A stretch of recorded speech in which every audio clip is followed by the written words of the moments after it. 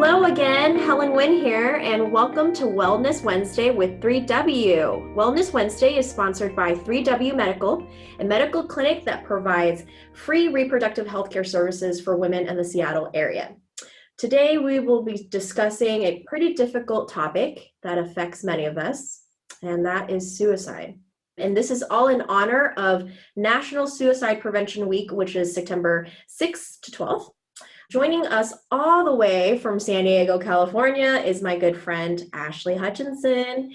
Ashley is a psychotherapist, clinical social worker, a graduate of the Loma Linda University of Behavioral Health. She is a wealth of knowledge, people.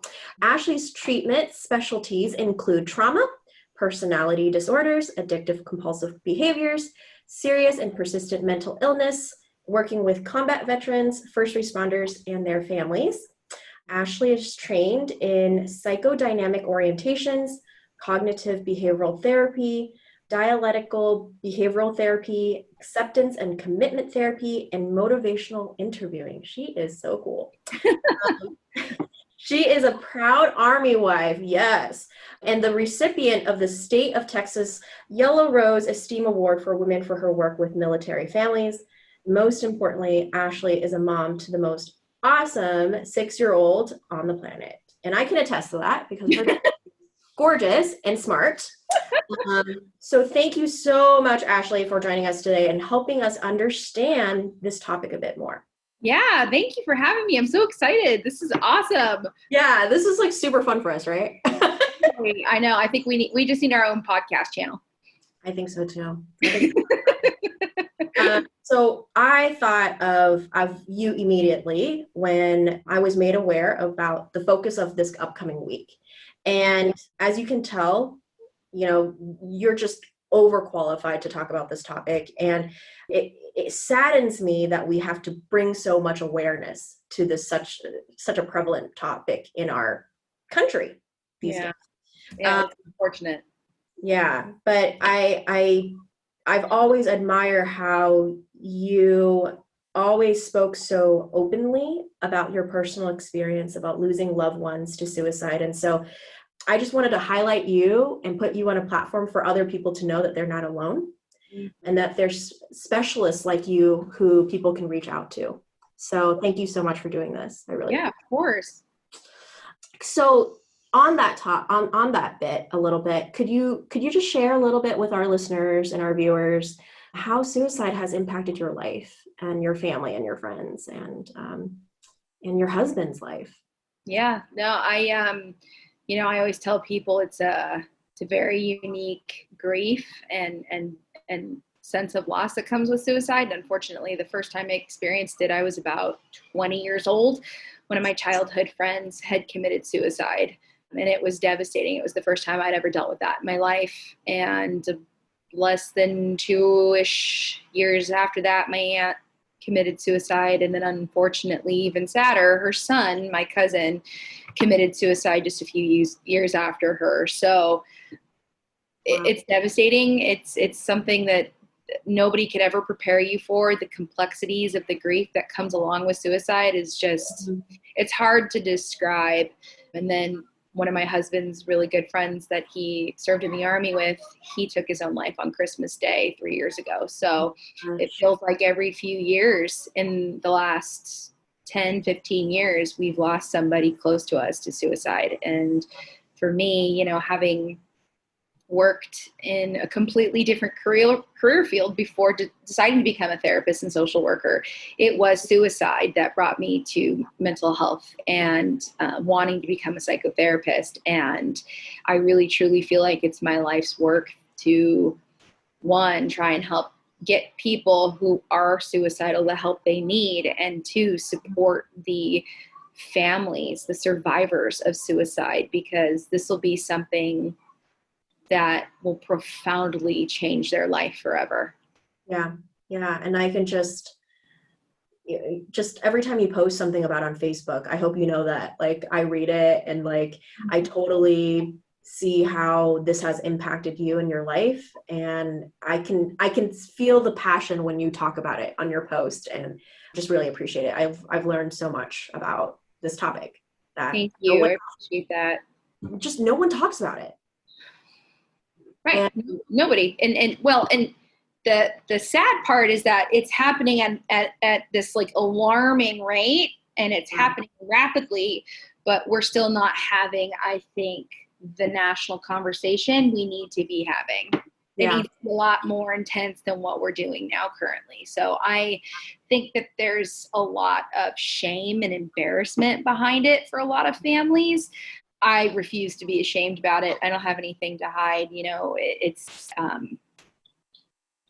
if I can prevent just one person from harming themselves or comfort one family that's dealt with this sort of loss, then I feel like I've fulfilled my mission in life in a lot of different ways. So I'm very vocal about it for a reason. And it's because I hope that being vocal about suicide helps impact people who are absolutely mortified and horrified to talk about it. Because a lot of people really are ashamed to talk about it. Oh, yeah. There's so much stigma behind it. Oh, so much. And then family members reel in this process of, well, this looks bad on us because why didn't we see the warning signs? Why didn't we see this happening? It's my fault. I could have, should have done more. If only I had done more. Yeah. How do you think COVID has added to this conversation with quarantining and the lockdown and all of this? How has that added to this issue from your point of view? Good question. It's such a hard topic to talk about, even more so with COVID, because, people already feel, especially people with persistent mental illness, suicidal ideation, right? Self-harming behavior. They already feel isolated. They already feel alone. They already feel shunned by their families. They already feel desperate for connection, and they're not getting it because of the lockdowns. And so, it's great that we can do stuff like this over Zoom. Right. But that does not replace human connection. And I think it's very easy for humans to forget that we are mammals, we're animals. And part of one of the basic functions of being mammalian is needing connection to other human beings. And our survival, quite frankly, depends on it. So this feels like an ultimate attack. The separation that we have right now, the physical distance we have from one another, feels like an attack on our well-being. And that's where all the anxiety and the edginess and all of the intense emotional and mental stuff that's going on for a lot of people, I think that's where that's coming from. Do you see an increase of folks showing signs of suicidal thoughts because of COVID, and an increase of symptoms coming from people that would maybe not have had it if it wasn't because of this lockdown situation? Yeah, I mean, a lot of the national research and data that's starting to come back on social and emotional topics in regard to COVID, a lot of what's coming back is there are actually many people who are experiencing really severe and persistent emotional dysregulation and suicidal thoughts and stuff like that, sometimes for the first time ever. So, I think when you take human connection away, when you take somebody's ability to feed themselves away, I personally have a lot of opinions on the title of being an essential worker, because I get called that, and I'm uncomfortable with it, because I think that if you make money and take care of yourself and your family, like, we're all essential, every human is essential. And so for me, I get frustrated with that. But yeah, there's a lot of national research that's budding and developing on psychosocial stressors related specifically to COVID. And then I've also seen it myself in treatment. So. Okay. Well, on that, could you share with us some of the most common signs and symptoms we should look out for if we suspect someone in our family or our community that could be dealing with suicidal thoughts? What should we be looking for?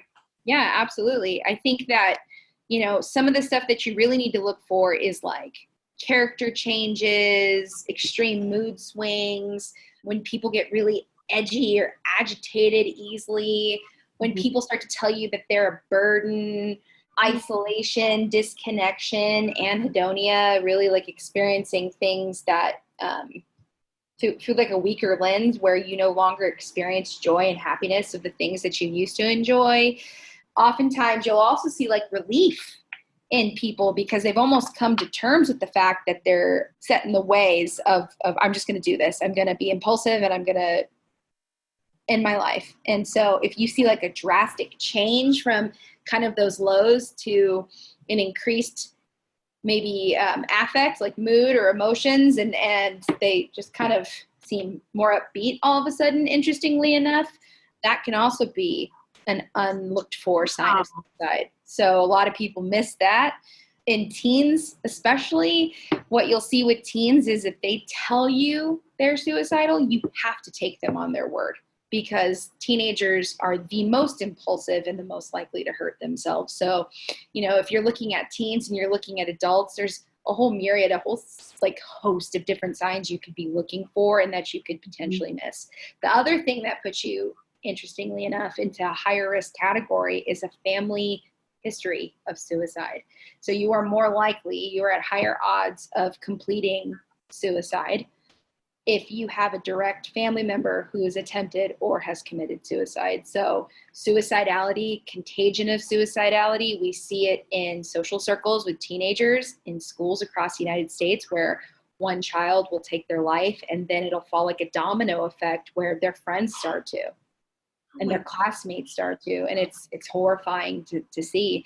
A lot of times too, you and I are about the same age, so I think that a lot of us remember the Columbine era, and most people think of the suicidal teen as kind of the Dylan Klebold's of the world, the guys who wear trench coats to school and listen to goth music, and that couldn't be further from the truth, right? Because a lot of the suicides we're starting to see, especially in young adults and in teens, are the overachievers. Yeah.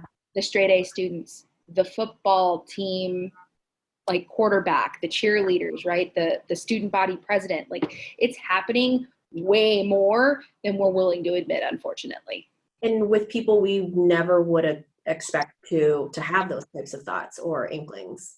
Yep. So, well, that's a great segue into my next question. Is I sent you that article recently. Yeah.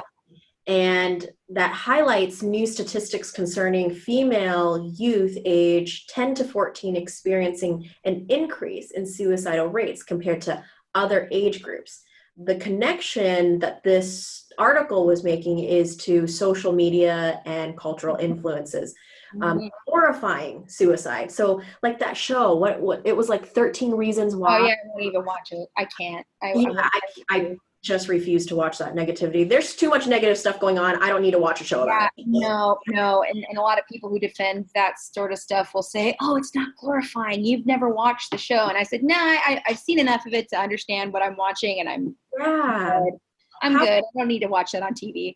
Yeah. How would you respond to that stat? Do you think that's like what you're seeing in what you do and your research, or is that off? Like, females are more likely or not likely to have a higher suicide rate based on, all these cultural influences and social media. How has that played into that conversation? Well, I would say that there's definitely a more public focus on young girls, especially because it's, how do I say this? I don't know that it's necessarily more girls at harm for suicide. I think that it's more along the lines of that.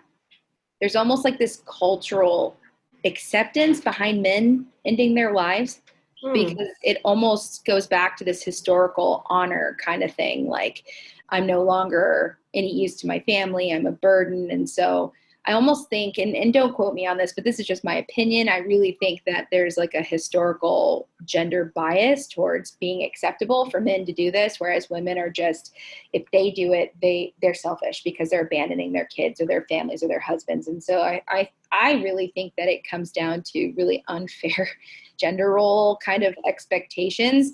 The other thing that I definitely see, especially in younger women, is this very unattainable standard that is kind of put out there to be perfect, right? To do it all, to have the education, to have the career, to be the working mom, to have the perfect body, to, be the hashtag billionaire by 20, like Kylie Jenner. Like, this is what the Gen Z kids are dealing with. And I'm an older millennial, right? I kind of straddle that, what they call Xennial generation phase, right? Like, I'm not old enough to be an Xer, but I'm like the older tier of being a millennial. Right. And we didn't get pelted with social media and bombarded by that stuff the way that the Gen Z kids are. Like, they were literally born with iPhones in their hands. I didn't get my first cell phone until I was 18.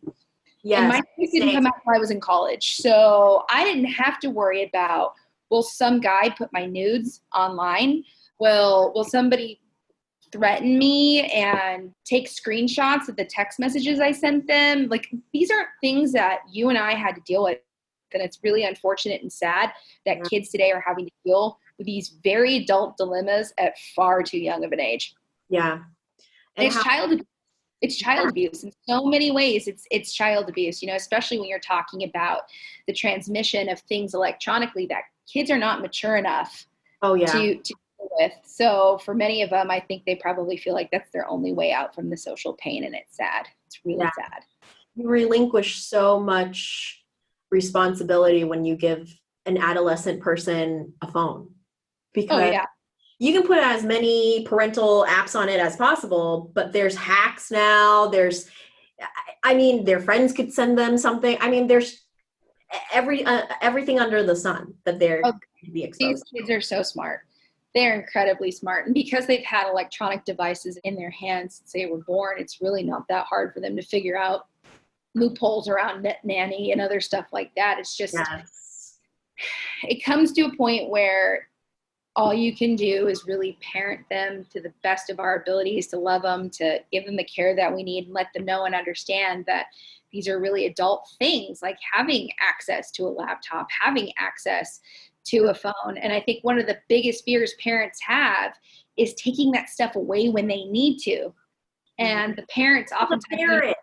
Right. You're the parent. You're not their friend. So a lot of the parents that I work with in parenting groups, I tell them, like, I get it. Your kid's going to be hostile and agitated and mad, and they're probably going to shout, scream, and yell. But at the end of the day, you're not their friend. Yeah. You're paying for the phone. Yes. You get to take it. It's okay. It's yours. Permission. It's literally yours. So, and a lot of times what I'm actually seeing too is, like, I've read stories and of really brave teenagers coming up and saying, like, hey, I'm going to my best friend's mom because Bobby sent me a suicidal text last night. And it's because of other kids who care so much. They're prepared for it. They're the ones that are actually sounding the alarm and saying, hey, I think he might actually hurt himself.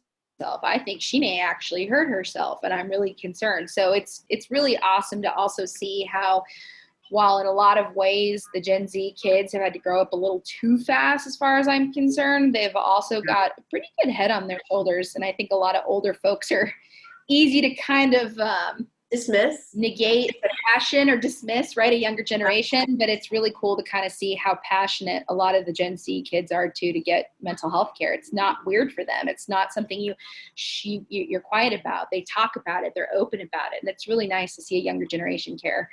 Yeah. Yeah. I think even when people are healthy, they should talk to a therapist just to make sure that they're on the right path or something like that. Like, I'm such a huge believer in maintenance, right? Mm-hmm. How do you know that you're gone astray or something like that? So having accountability and checking in sometimes with someone that you respect and trust is not a bad thing. No, not at all. And in fact, I think we did a really terrible job in healthcare for a long time, siloing physical health care and mental health care. And we're getting to a place now where we're starting to integrate both, right? Physical and mental and emotional health care, because you really have to look at the human as a whole kind of person, right? You can't separate your mind from your body. And what we know now from the decades of research we've been doing about how the mind impacts the body is that manifestation of anxiety, trauma, stress, it will manifest in physical ways. And there's a huge connection to trauma and anxiety and stress to things like fibromyalgia, uncontrolled blood sugar and diabetics, heart disease. I mean, we could go on and on and on about how the mind and the body work in unison, but I think just based on that stigma, it was really always just, oh, we'll put psychiatric care over here and shh, don't talk about it if you have to go see the therapist or the psychiatrist. Yeah, it's especially in the Asian community, it's just not even talked about because you're soft, you're not strong enough to deal with these pressures. It's a whole nother taboo topic that, at least in the Vietnamese community, we just won't even touch. And I've seen a shift in that with the younger generation, but we still have a long ways to go. Yeah, it's always really, for me, it's inspiring to see communities of color kind of step up and immigrant communities and their children, right, that are stepping up and saying, no, Yeah. we want different for our family, and Yeah. we want to engage in this form of healthcare. So, I really truly think that the Gen Z kids are going to be the kids that make a difference in that realm, and they're going to be the ones that normalize receiving mental or psychiatric health care. Well, that's a hopeful thing. Yeah, indeed. Yeah. So what are some resources you would recommend to our viewers and listeners who would like to learn more about suicide or signs of suicide to better help their community? Ooh, I have so many. Can I put my glasses back on and give you Yes. I wrote like a whole list of stuff out. I'm blind as a bat, but like I don't need my glasses as much as I do for reading stuff. But could you pick your top 3 and then I'm going to list everything on our webpage? Yeah. So my top 3, I would go with the American Foundation for Suicide Prevention. I've been doing their San Diego area walk. I'm in the burbs between Riverside County and San Diego County. Yeah. And I've been doing their walk, their Out of the Darkness walk now for almost a decade. And they have chapters all over the country. So even in Seattle, if you look them up, you'll find them. And they do such amazing work. I mean, the fundraising that they do ends up helping with like lobbying and legislation and health data collection on suicide and suicide prevention. So I have a very soft spot in my heart for AFSP. They've been there a lot for me over the years, and I love their work. I would also say like the Trevor Project. The Trevor Project is amazing. They work with LGBTQ youth who are suicidal, and they have a 24/7 hotline that's a crisis hotline that you can call, and they've saved numerous young lives. And so their work is really special. They're from Los Angeles, so that's my hometown. And it's really nice to see an organization like that do such cool things. And then I also really love like military specific organizations, because as we know, the rates of suicide in the military community are it's abysmal. It's off the chart. So I really love giveanhour.org. They're out of the Maryland, Virginia area. And they are so cool because they recruit therapists to give their time pro bono to the veteran and their family members. So yeah, it's super cool. You pay nothing as a vet or a dependent family member. And Give an Hour is really unique because a lot of times we find that people feel too proud to ask for charitable help. But if you go to giveanhour.org, their website, and you look at their database, you type in your zip code, and it's kind of like looking up a provider on your insurance company. So it doesn't always feel like, oh, I'm like this charity case. People get to go and they feel empowered because you're getting the same quality care you'd be getting for if you were paying a therapist or psychiatrist, but you're getting it for no cost because these providers have a place in their heart for military families. Wow. That's amazing. Yeah, super cool. Yeah. That's really cool. Well, wow, that was, I'm so grateful for you. Thank you so much for helping me navigate through this tough topic. There's so much more we could cover, right? We've only scratched the topic. Oh yeah. But I'm super grateful for this opportunity to just shine a light on how we can do better, how we as a community can help someone, ourselves or people we love, not make this much more of a statistic in our country. So Ashley, what is one thing you would like to leave our listeners today and our audience today? What's one thing you want to get across to them? If you're watching this and you need help and you really think that you might be in danger of harming yourself, you have to call 911 or get to your closest emergency room. You can also call the National Suicide Crisis Hotline, and their phone number, I will give that to you right now.